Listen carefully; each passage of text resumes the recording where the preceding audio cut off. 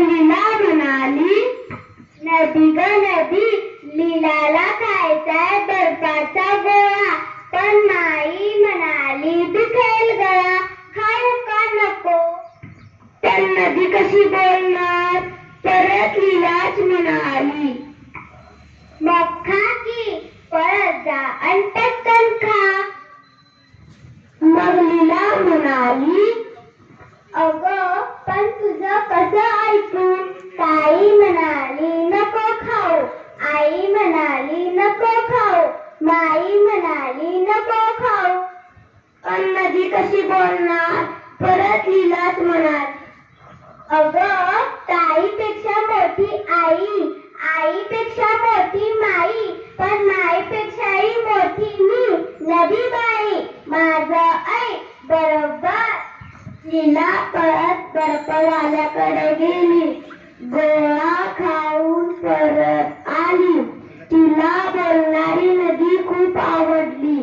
ताई, आई, माई यांच्यापेक्षा मोठी नदीबाई. तिची परवानगी मिळाली की आपण हवे ते करू शकतो असे तिला वाटले. एक दिवस आला कंटाळा. तिला वाटले बुडवावी शाळा.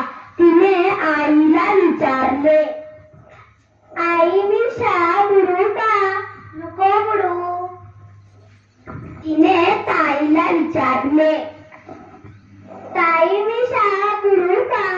नको बुडवू शाळा. तिने माईला विचारले, माई मी शाळा बुडवू का.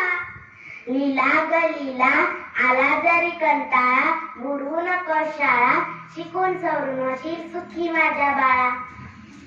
लीला चिडली, कोणीच कसे शाळा बुडवू देत नाही.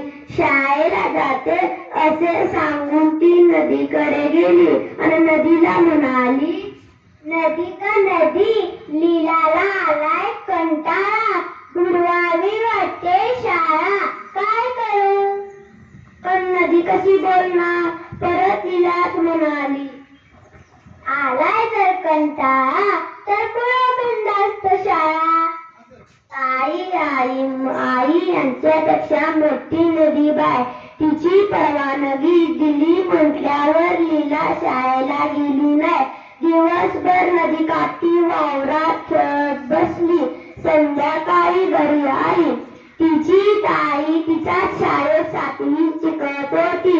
लीलाने शाळा बुडवल्याचे तिला कळले होते. तिने माईला आणि आईला पण सांगितले होते. त्या तिघींना लीलाची बोलणारी नदी पण माहीत झाली होती.